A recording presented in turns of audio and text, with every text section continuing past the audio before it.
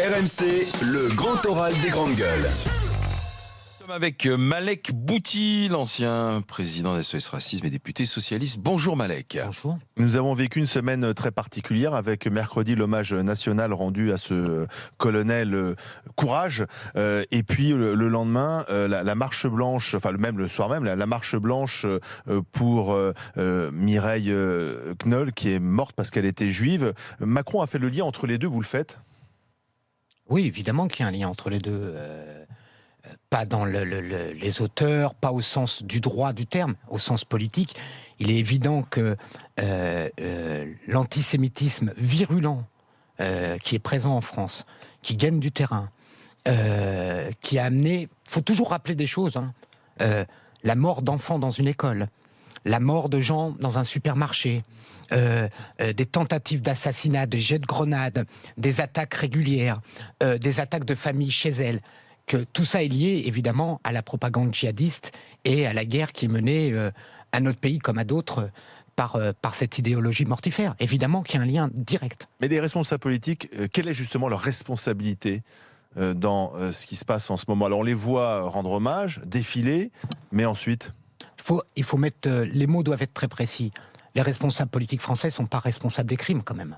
Non, mais ils sont là pour assurer la sécurité des Français puisqu'ils gèrent finalement l'État. Bien ils sont évidemment. garants de la sécurité. Bien évidemment. Au sein de cette République. Qu'est-ce qui s'est passé ? Qu'est-ce qu'on a réussi ? Et qu'est-ce qu'on n'a pas réussi depuis, je dirais, les premiers grands attentats en France ? Je pense qu'on a renforcé considérablement la sécurité physique du pays. À l'extérieur, il faut quand même rappeler que Daesh est en voie d'être battu sur son territoire, a perdu ses bastions. Nos services de renseignement se sont considérablement renforcés et on n'en parlera jamais assez, mais c'est normal. C'est la vie, malheureusement, mais une série d'attentats extrêmement importants ont été démantelés par nos services. Et donc, on a des services de renseignement et une protection physique extrêmement forte. Là où on pêche, là où on est en difficulté, c'est par rapport à la propagande, par rapport à l'idéologie. Or, quel est le problème ? C'est que l'idéologie, elle prépare une sorte de réserve, une sorte d'armée de réserve. Et tout d'un coup, vous voyez des gens qui peuvent basculer, mettre des coups de couteau, prendre des kalachnikovs, ou s'organiser pour aller plus loin, parce que le terrain a déjà été préparé par l'idéologie, je dirais, guerrière, porteur, avec l'antisémitisme, l'antisexisme, avec tout ce qu'on connaît. Mais là, le bilan, il est très très faible. Là, il y a encore des jeunes qui se radicalisent, il y a encore des jeunes qui veulent partir là-bas. Vous avez compris pourquoi, malgré tout ce qu'on a raconté depuis des années sur cette idéologie, eh bien, elle continue de séduire ces jeunes ? J'ai produit un rapport quand j'étais député qui s'appelle Génération radicale. Ce rapport, beaucoup l'ont écarté d'une main, sans le lire, en disant Malek Bouti, il exagère. Dans ce rapport, j'explique une chose. J'explique qu'au-delà de l'islamisme, la nouvelle génération est dans un rapport conflictuel avec la démocratie. Elle considère que la démocratie est un théâtre artificiel. Et il y a une radicalité qui est en train de monter. J'expliquais dans ce rapport que dans les années à venir, les luttes sociales, les mouvements de jeunesse allaient être de plus en plus violents sur beaucoup, beaucoup de sujets. Même des sujets qui paraissent consensuels, dans l'écologie, dans beaucoup de choses comme ça. Et qu'au cœur de cette radicalisation, il y a une école du nouveau fascisme, du fascisme du XXIe siècle, qui est l'islamisme, qui est une forme de nouveau nazisme, avec d'autres formes, une autre histoire, qui, elle, embarque les franges les plus radicalisées et certains secteurs, des voyous. On sait que les prisons étaient pendant longtemps des pouponnières à djihadistes, mais aussi des gens qui ne sont pas du tout des voyous, des gens qui sont très bien insérés dans la société française, des gens parfois très sympathiques au quotidien, mais qui, à travers cette idéologie, le problème, c'est qu'on ne peut pas renvoyer face à ce phénomène simplement une société de consommation et une société qui n'a pas d'âme. Et c'est là où il y a une problématique. Notre pays, on n'est pas juste une démocratie, on est la République, on a des valeurs, et on ne mène pas le combat de valeurs. Mais alors, comment leur faire réapprendre la démocratie, juste un mot, puisque vous dites qu'aujourd'hui, ils estiment que c'est un théâtre ou que la République est un théâtre artificiel. Comment est-ce qu'on leur redonne confiance dans ces valeurs, alors, Malek Bouti ? Moi, je pense qu'il y a une partie de la critique de la jeunesse qui est fondée, d'abord. C'est-à-dire, je crois que il faut quand même voir que, alors qu'on pense que les jeunes sont des imbéciles qui sont manipulés par Internet, la réalité, c'est qu'Internet et les réseaux sociaux leur ont permis de voir beaucoup de mensonges d'État. Des guerres, des mensonges économiques, des mensonges sur les recettes, des mensonges écologiques. la société de mensonges, elle paye le prix auprès de la jeunesse, qui n'a plus confiance. Un peu comme des parents qui auraient éduqué leur enfant en leur racontant une histoire, dont un jour, à 14-15 ans, il se rend compte qu'elle est totalement fausse. Donc, il y a une remise en cause des processus, il y a une obligation. On voit bien, c'est des débats que beaucoup de citoyens sont emparés. On voit les phénomènes en politique, les changements, les basculements. Donc, voilà. La deuxième chose, donc ça, c'est fondé. Ce qui n'est pas fondé, c'est la violence, et en particulier le radicalisme. Et là, c'est un combat frontal. C'est pas un débat. Je veux dire, si on veut éradiquer l'antisémitisme en France, il faut le faire à la manière dont, je dirais, les Américains et les Alliés ont dénazifié l'Allemagne. Combattre l'antisémitisme, c'est pas ouvrir un débat pour savoir qui a raison, qui a tort. C'est dès le plus jeune âge, éduquer et contrer, je dirais, cette propagande qui passe à travers les quartiers, à travers les familles, à travers... On est trop complaisant. Je pense qu'il y a pas une On a complaisance. peur, en fait, on veut Oui. pas rentrer dans le débat. Oui, Enfin, dans cette lutte. Oui, c'est ce qui m'a beaucoup marqué, une peur. Je vois beaucoup de gens être très courageux pour parler de la guerre en Irak, mais c'est nos soldats qui se battent, c'est pas eux. Mais eux, leur combat, il est dans leur ville, dans leur quartier. Il y a quelques élus qui tirent le constat. Je lisais dernièrement l'interview du maire de Sevran qui a jeté Stéphane l'éponge. Gatignon, on l'a eu en Stéphane- direct hier. Oui, qui est venu chez vous. Il en parle de ces sujets-là. Mais quand un gars comme lui jette l'éponge, vous vous rendez compte, ça veut dire qu'est-ce que font les autres? Oui. Ben, ils ferment les yeux, on passe des petits accords, on s'arrange, on oublie. Il y a un grand problème.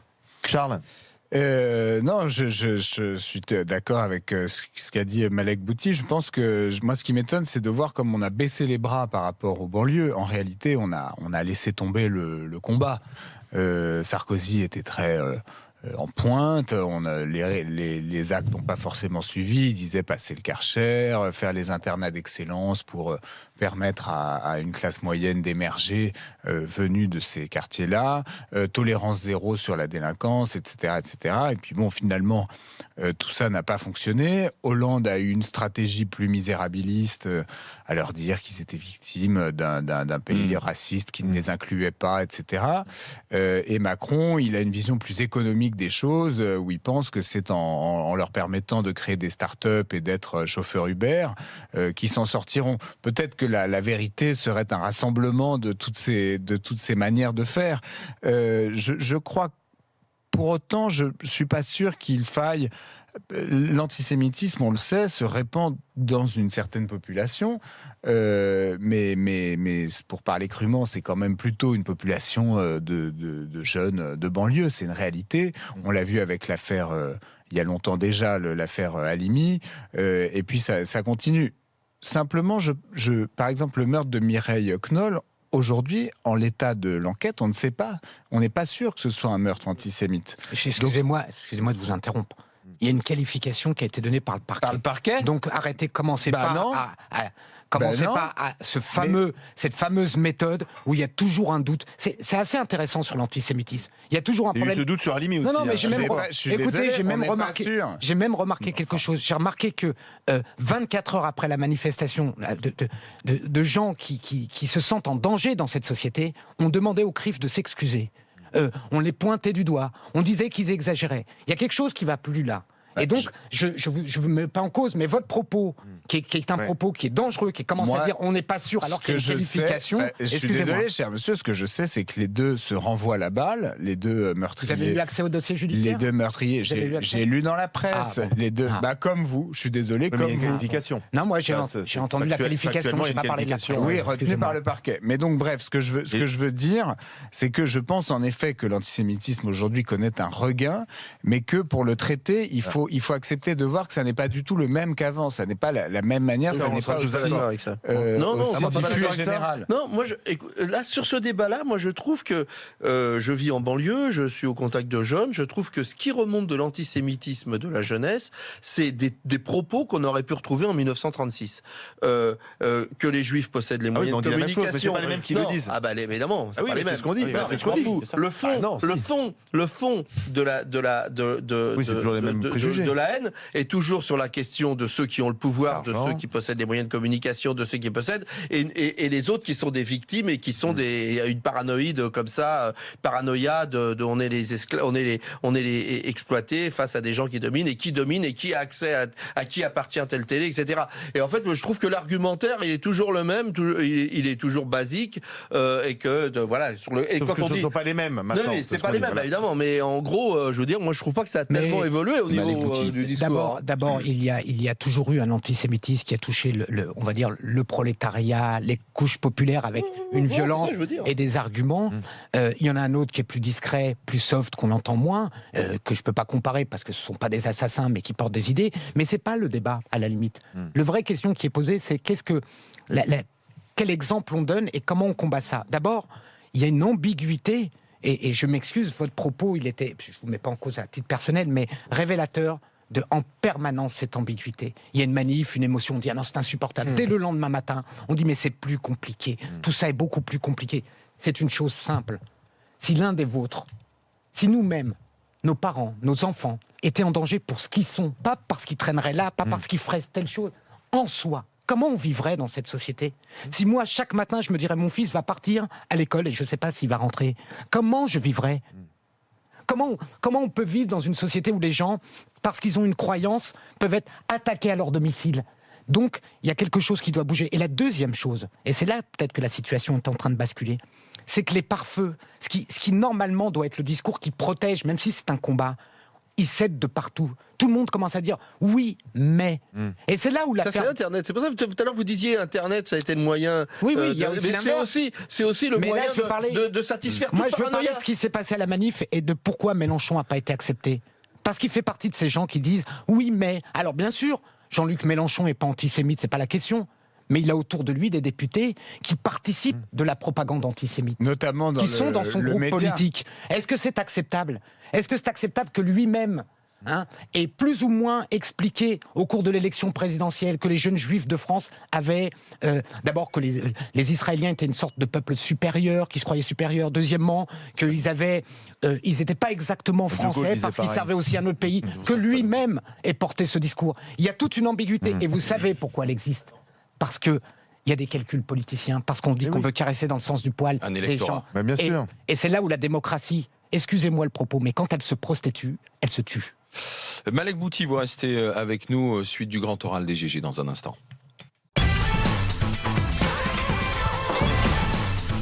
Suite du grand oral des GG avec Malek Bouti en direct sur RMC numéro 23 avec Charles, Etienne et Maxime. L'avenir de la gauche, c'est le Parti Socialiste ou la France Insoumise? Je pense que c'est une histoire qui finit, une impasse politique. Mais c'est joli. Alors l'histoire qui finit, c'est le PS, c'est terminé le PS? Je pense, oui. Je veux dire, moi j'ai connu, je lui souhaite beaucoup courage, le nouveau premier secrétaire du PS, Olivier Faure, n'a jamais été un militant politique. Il était payé par François Hollande, il était au cabinet de François Hollande. Mais grand bien lui fasse, aujourd'hui je lui souhaite bon courage, mais c'est une histoire finie. Mais la gauche n'est pas une histoire finie au sens où en permanence, quand vous voulez changer la société, excusez-moi, mais pour moi c'est toujours plus dur d'être de gauche que d'être de droite. Au sens... être conservateur, c'est vouloir conserver, améliorer. Il y a des gens de droite formidables et qui ont des bonnes pensées. Mais être de gauche, c'est imaginer autre chose. Et comme le monde est regardez, en tel bouleversement, c'est une période difficile. Voilà, donc et la France Insoumise peut être cette... Quand vous avez un programme qui est même pas à la hauteur de ce que les révolutionnaires russes écrivaient au 19e siècle, non. On voit bien que ce n'est pas une formation politique, c'est un système, comme je le dis, c'est la France insoumise, sauf à Jean-Luc Mélenchon. C'est un système individuel, c'est la carrière d'un homme qui, la vérité, on me dit beaucoup de choses intellectuellement, mais qui est quelqu'un qui est très faible politiquement. Très faible. Pourquoi? Mais peu importe. Pourquoi faible politiquement? Il est faible politiquement parce que, excusez-moi... Il a fait quand même une campagne présidentielle assez bien incroyable et il était pas loin de la qualification pour le deuxième tour. Regardez comme en dehors du spectacle électoral, il est incapable de peser. Regardez comment, avec un groupe à l'Assemblée nationale, il est inutile à la République. Regardez comment dans les luttes sociales, à chaque fois qu'il s'en mêle, c'est aux dépens de ceux qui y participent. Il n'a pas de rôle. Mais dès qu'on rentre dans le grand Barnum spectaculaire, il prend son pied. C'est un homme il a été au Parti Socialiste. Il a d'abord été à l'extrême gauche, il a été au Parti Socialiste, Pendant très il a été longtemps. sénateur à Il a 34 tout fait. ans, Ouais. il est député européen, tout ça, mais c'est vraiment un système autour, c'est une Donc la France personnalisation. Insoumise, si je vous comprends bien, c'est une petite entreprise au service d'un homme. Oui. Oui, mais Absolument. excuse-moi, mais Je jette pas la pierre aux gens qui votent pour lui, mais c'est la même si on considère ça comme vrai, il n'empêche que des gens, et beaucoup de gens quand même, se sont retrouvés, donc des gens de gauche qui ont échappé au PS, qui ont échappé au PC, qui ont échappé à Macron, se sont retrouvés dans les idées qui étaient défendues par Mélenchon et les siens, et donc ça a quand même un sens, même si le bonhomme, on peut le détester, on peut trouver que c'est... Ah, mais je connais, ça existait avant avec les communistes. Il y avait Moscou et le bon communiste français. Je connais l'histoire, mais la vérité... Oui, mais il n'y a pas de Moscou, là, Non, en mais la l'occurrence. vérité, il y a toujours eu en France une part de l'électorat, qui est d'ailleurs pas que à gauche, qui est à droite aussi, de gens qui adhèrent à des valeurs les plus violentes, les plus dures. Quand vous votiez communiste, alors que vous saviez qu'il y avait des goulags, qu'il y avait des millions de morts, et les mecs votaient quand même communistes. Et vous disiez, ouais, mais c'est toujours utile. Voilà. Sauf que je pense que les choses ont évolué et que aujourd'hui, en tout cas, je ne veux pas lui prêter ce qu'il ne mérite pas. Que ça veuille dire quelque chose, je veux bien Mais le voilà, croire. c'est tout. Mais qu'on me dise que c'est ça la gauche, ça, je l'accepte pas. La Maxime, gauche et les gens qui sont de gauche. Ah bah. Maxime. Ça se décrète pas dans les les bureaux. gens sont de Maxime, gauche, tu as connu le Parti décapite pas les socialiste? Seulement dans les livres. Parce Seulement dans que les quelle livres. année ça existait déjà? Dans les livres. Ça existe Non. encore? Moi, je vous suis avec intérêt depuis plusieurs années. Mais à chaque fois, si vous voulez, à chaque fois que je vous entends parler de l'immigration, de cet antisémitisme qui monte depuis plusieurs années, je me rappelle que vous avez été patron à la tête de SOS Racisme. Donc à chaque fois, je me pose la question, mais est-ce qu'au final, vous n'avez pas un peu participé à la facilitation de cette entrée de l'immigration, à ce qui se passe dans nos banlieues, et au final, ce qui nous arrive maintenant, c'est-à-dire une vague d'attentats, une vague de questionnements? D'abord, je vous ferai remarquer que les actes antisémites se multiplient dans beaucoup de pays d'Europe, y compris bien des sûr. pays d'Europe qui ne connaissent pas d'immigration. Bon, Totalement. La Donc, Pologne, pour c'est un dire, phénomène les pays de l'Est. international. tous les pays de l'Est. La seconde chose, c'est que quand j'étais militant antiraciste, je n'étais pas un militant communautaire. Je ne défendais pas une communauté, une religion. Et j'ai toujours défendu les gens, quel que soit leur parti. Et c'est pour ça aujourd'hui que je me bats contre l'antisémitisme. Parce que pour moi, c'est la continuité du même combat. Et si on doit utiliser des arguments, et ça compte, de dire à un certain nombre de jeunes, on vous montre les juifs aujourd'hui comme responsables de votre situation. Mais ce qu'on ne vous dit pas, c'est que les Marek Alter, les Elie Wiesel, les Bernard-Henri Lévy, ils étaient à vos côtés quand il y avait un racisme violent contre vous, quand on vous tirait dessus depuis les fenêtres des cités, quand on vous jetait par les fenêtres des trains. C'est ça qui se passait. Parce que moi, quand j'avais 20 ans, monsieur, quand j'avais 20 ans, on mourait parce qu'on était d'origine maghrébine en France. On vous jetait dans des canaux. Hein, vous étiez tabassés, abandonnés dans des fossés. Je l'ai vécu. Je ne regrette pas d'avoir mené ce combat. Et je ne regrette pas de mener le combat parce que c'est le même. Ce combat, ce n'est pas un combat pour les autres, parce que c'est ma manière d'être français à moi. C'est-à-dire, moi, je suis honoré d'être français autour de ces valeurs-là. Vous Non, êtes mais à- parce que vous êtes un exemple, si vous voulez, de cette réussite républicaine. Or, vous savez, malheureusement, et qu'on le veuille ou non, Charles l'a dit tout à l'heure, que dans cette jeunesse qui arrive et qui, malheureusement, en quelque sorte, arrive dans les banlieues, il y a d'ailleurs partie de la jeunesse. un très bon livre qui vient de sortir, qui explique d'ailleurs comment les banlieues étaient à votre époque et comment, malheureusement, maintenant, qu'on le veuille ou non, elles s'islamisent. Si vous voulez, tout ce modèle républicain, toute cette réussite républicaine n'est pas universelle. Mais c'est un combat, la République. Le problème aujourd'hui, c'est que dans la société de consommation, les gens pensent que la politique, c'est comme des produits. Vous rentrez dans un supermarché, vous achetez un carton et vous dites « je suis content, pas content ». C'est un combat, vous croyez quoi? Que votre propre liberté à vous de vous exprimer ici dans ce média, elle est due à des gens peut-être qui sont morts un jour dans une manif pour la Non, mais ça, liberté. je nie pas. Donc, c'est un combat permanent. Nos sociétés sont en évolution. Moi, je ne suis pas un pessimiste. Moi, je vais vous dire une chose. Moi, je crois à la République et je crois à la France. Et je ne crois pas qu'on soit dans les années 30. Je pense qu'il n'y a pas de fatalisme à la situation. Si on se ressaisit un peu, si on se donne les moyens, si on met le paquet Mais par éducatif... exemple, Mais Est-ce que Moi, Macron- j'aimerais bien qu'on parle un peu de Mais qu'est-ce concret. qu'on fait. Macron, est-ce Mais que c'est l'homme de j'allais dire. est-ce que c'est l'homme de la situation, Macron? Vous avez été proche, vous êtes un ami de Manuel Valls. Ils n'ont pas tout à fait le même discours là-dessus. Est-ce que Macron, c'est un peu un angle mort, le discours sur la République Moi, je vais vous dire une chose. D'abord, c'est l'homme de la situation parce qu'il est le président de tous les Français aujourd'hui. On n'est plus dans la campagne électorale. Et moi, je pense que cette mauvaise habitude, quand il y a des choses qui touchent la République dans le débat interne, c'est autre chose. Mais quand on parle de la défense de notre pays, quand dans une situation de guerre, on parle de notre pays, on commence pas par tirer dans le dos de notre propre président. On l'aide. Même si il a des opinions auxquelles vous n'êtes pas d'accord, on l'aide. Et par ailleurs, plus intellectuellement, n'oubliez jamais une chose. Emmanuel Macron avant d'être président de la République, il n'a pas été dans une formation politique, il n'a pas écrit d'ouvrage politique. Il a son parcours, et je pense qu'il avait des idées individuelles. Et reprendre ces idées et dire c'est les mêmes que celles du président, je ne suis pas sûr. Parce que quand vous êtes président, vous avez votre part d'idées, mais vous prenez en compte la situation du pays. Donc qu'est-ce qu'il faut faire selon vous, par exemple, là, si vous étiez aux responsabilités, qu'est-ce que vous feriez 3 mesures là que vous pourriez prendre si vous aviez open bar sur la dépense, par exemple, ou si vous avez toute l'attitude, vous faites quoi? Moi, je pense qu'il nous manque un outil dans la lutte contre le terrorisme et dans la défense de la République. Cet outil, c'est un outil qui devrait permettre une sorte de coordinateur, qui devrait permettre une offensive de terrain autour de quelques enjeux.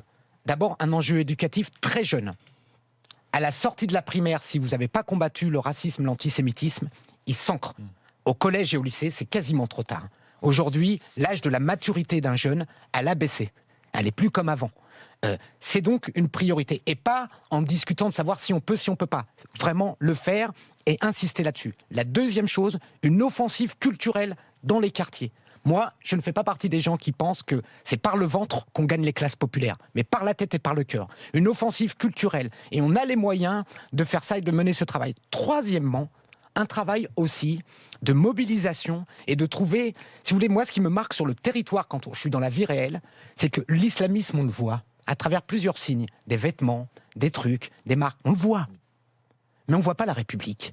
Et moi, je serais pour qu'on forme une sorte de garde républicaine de terrain, c'est-à-dire non pas de gens qui sont des soldats, mais des exemples, des écoles républicaines, un encadrement, des gens qui ont comme objectif, eux, d'être physiquement le représentant de la République, pas une institution lointaine, pas une réunion à 15h au milieu de la semaine à la préfecture.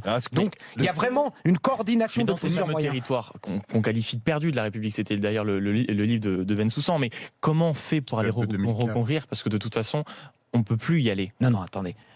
Les phrases trop rapides finissent par faire des erreurs. Il y a des problèmes sur ces territoires, mais on peut y aller. Vous avez vu, il y a des écoles, il y a des impôts. Et quand, par exemple, je vais vous donner un exemple. La police ne pouvait pas rentrer à un moment. Elle s'est donné les moyens de rentrer. On a fait les bacs, on a fait les zones de sécurité prioritaires, et il y a un moment, qu'est-ce qu'on doit dire, par exemple, aux racailles antisémites? On doit leur dire, ça suffit la rigolade. En fait, ça suffit la rigolade. Et à un moment, l'État a la force régalienne, l'État a l'autorité et la justice a les moyens de s'imposer. Il y a une idée qui revient régulièrement, et elle a été mise encore il y a quelques jours par Manuel Valls, c'est l'interdiction du salafisme. Le salafisme, c'est un courant d'idées, de pensée, un mode de vie. Est-ce que c'est une idée réalisée? Est-ce que c'est une bonne idée, oui ou non? Au sens du droit du terme, non, c'est pas ça le sujet. Je pense que ce que Manuel Valls a voulu dire, j'ai déjà discuté avec lui, c'est qu'il veut montrer que... si vous voulez, il y a une sorte de débat aussi où on dit « Ah non, mais alors, il y a ceux qui seraient salafistes cool et ceux qui seraient salafistes terroristes. » Le problème, moi, je vais vous dire, il est le suivant. C'est que ceux qui deviennent terroristes étaient les cools avant. Donc, il y a une problématique avec cette idéologie, mais le problème, c'est pas l'interdiction, d'après moi. Auprès de la jeunesse, les interdits, ça a ses limites. On le voit dans tous les sujets. Le problème, c'est l'alternative. Le problème, c'est de redonner à l'idéal républicain, non pas un idéal d'ordre et de bien se tenir dans la société, mais un idéal émancipateur. C'est de retrouver un futur. Mais il y a aussi c'est une sorte de génération de nos futurs en fait qui est là. Non, pas du tout. Je pense qu'il ne faut pas accepter. On doit être dans la mondialisation. On doit s'ouvrir au monde. Mais la France, elle a encore un modèle spécifique à défendre. On a une histoire particulière sur la laïcité. Voilà, elle n'est pas comprise, cette laïcité. Mais c'est cette rencontre entre ce modèle spécifique et la vérité du monde, justement, à travers ce que les jeunes voient, qui leur arrive de partout, qui fait toute la rupture. Je veux dire que j'ai l'impression qu'on se bat contre des moulins à vent sur cette question-là. Sur le reste, je pense qu'on se bat sur la question du modèle français, le modèle français, l'idéalisation du modèle français. Je pense qu'elle intéresse les gens qui dirigent aujourd'hui à partir de la quarantaine. Mais je pense que la génération plus jeune, que ce soit partout, pas seulement, c'est une génération qui est de fait d'une pensée mondialisée. D'abord, il n'y a pas de contradiction. Je n'ai pas parlé de modèle français. J'ai parlé de modèle républicain. Je vais même vous dire ce que je pense. Nous, la France, on serait en droit, parce que la sensation que me fait ce pays, c'est toujours la chose suivante. Quand on se regarde nous-mêmes, on s'affronte. Quand on regarde le monde, on se réunit. Je pense qu'on doit prendre la laïcité. Les autres pays en ont besoin. Ils n'en ont pas. Oui, notre Oui, ils conception l'ont de la... perdu, mais oui. en Turquie. Non, mais ça n'a jamais été laïque, c'est neutre, plus ou moins. On est le seul pays au monde. Et je vous rappelle, par exemple, qu'au moment des attentats contre Charlie Hebdo, que par exemple, les télés américaines, les télés britanniques avaient interdiction de montrer les caricatures. Là-bas aussi, le poids de la religion Bien est sûr, énorme. bien sûr. Ça veut Parce dire qu'on quoi? parle de tolérance, Ça veut dire là-bas. que Ben non, mais c'est non, le non, non, modèle. non, tu touches pas à Dieu. C'est le non, mais- modèle républicain. Et le modèle républicain, c'est ça qui doit passer chez la jeunesse. Ce n'est pas un modèle qui te dit comment toi, à titre individuel, tu dois être, mais comment tu dois respecter les autres pour conserver ta propre liberté. Aujourd'hui, ceux qui, dans les cités, pensent que on doit trouver un poids, oui, mais lui, les luttes de mémoire, tout ça, comprennent pas une chose. Ce sont les dindons de la farce. Ils pensent qu'ils se révoltent, mais ils sont en train de s'enfermer dans leur ghetto pour plusieurs générations. Et il faut donc des leaders politiques qui sont pas là pour faire un débat pédagogique, mais mènent les luttes, mènent les combats. Et quand on dépasse les lignes rouges, c'est-à-dire quand on s'en prend à ses propres concitoyens, alors là, la sanction doit être implacable. Charles ? Non, moi je pense terminer. qu'il faut, je suis d'accord sur le fond avec ce que vous dites, simplement je pense qu'il faut se méfier des grands discours sur la République qu'on a beaucoup entendus. Moi par exemple, quand on me parle de valeurs de la République, je sais pas ce que c'est la Peut-être même... parce que vous n'êtes pas d'accord. Non, mais c'est la même République qui a Qui a formé malheureusement. c'est la même République qui a Philippe collaboré alors avec les nazis. Hein. Non, C'était non. les mêmes... Mais si. Non, non, je suis désolé, c'était déjà la République. Mais la Ce que j'ai- République, par c'est ailleurs, Mais On c'est pas une chantait la- perfection. mais Voilà, on c'est chantait la exact- Marseillaise. voilà, Vous pouvez- c'est exactement comme ça qu'on savonne la planche du pays. Excusez-moi, mais il y a Non, mais pas. on a il y le droit pas de dire que le De modèle toute façon, je peux républicain rien est dire, en parce que perdition. tout ce que je dis, savonne la planche, est très grave, est justement oui, ce qu'il faut pas Mais faire, parce que vous etc. n'avez pas l'habitude d'être Donc, contesté. donc je vais Ça terminer. reviendra. J'ai tout à fait Avec l'expérience. J'ai tout à fait l'habitude, mais moi, Ah. je ne fais pas de grands discours. Je pense qu'il faut être concret. Et je crois aussi. Vous avez déjà fait quoi et je pense qu'il Qu'est-ce faut que vous être avez déjà concret. J'ai créé ma première entreprise à 18 ans. On va pas comparer nos parcours. Ah, Je suis pas sûr formidable. que ce serait favorable pour vous. En matière d'entreprise, sûrement. Najat Vallaud-Belkacem et François Hollande, ils nous ont fait beaucoup de grands discours Oui. sur la République avec les attentats. Et je suis Sûrement. désolé de le dire, ça n'a pas été utile. Mais encore une fois, sur le fond, je pense que vous avez raison. Simplement, je crois aussi une chose, c'est qu'on est un pays qui est très bloqué. Et moi, je crois qu'il y a beaucoup de jeunes qui ont un sentiment très fort d'être frustrés dans leur désir. J'ai entendu des jeunes qui partaient faire le djihad, qu'on rattrapait par le bras avant qu'ils s'en aillent sur la base de renseignements, etc. On leur disait, mais pourquoi est-ce que vous partiez là-bas? Et ils disaient, parce que là-bas, on m'a dit que j'aurais une femme, une voiture, Une piscine. un appartement, Une maison avec piscine. une maison, etc. Et donc, c'est ça qui m'intéressait. Et je suis désolé, mais par exemple, C'est fini, sous Hollande, on a combattu Uber qui donne du travail à des milliers de jeunes comme ça. Donc je crois que si aussi on leur permettait de travailler, si on les mettait pas en prison pour un oui ou pour un non, ce qu'on fait pour l'instant, ne serait-ce que, je ne vais pas rentrer dans des débats, mais en France, on incarcère beaucoup, contrairement à ce qu'on entend dans les médias. Et si on les laissait travailler, si on n'interdisait pas les boîtes qui leur donnent du boulot, puisqu'aujourd'hui tout ça est très réglementé grâce à certains lobbies, et ben peut-être qu'ils se tourneraient moins vers Malek des Boutier. extrémités Réponse. abominables. C'est Il y a une- Macron, ça. Ouais, il y a une partie du discours que je rejoins. Il y a besoin de mobilité. C'est ce que Emmanuel Macron est en train de faire. C'est ça, oui, oui. Et sincèrement, il est plutôt en train de réussir. Mais on se rendra compte d'une chose très rapidement. Et que c'est ça là, suffit pas. c'est Non. que, je vous le dis, les êtres humains ne choisissent pas les grands destins à travers leur estomac et le ventre. Les questions matérielles sont essentielles. Mais les valeurs, c'est quelque chose qui vous transcende. Merci Malek Bouti d'être passé par le grand oral Je suis d'accord avec DGG. toi.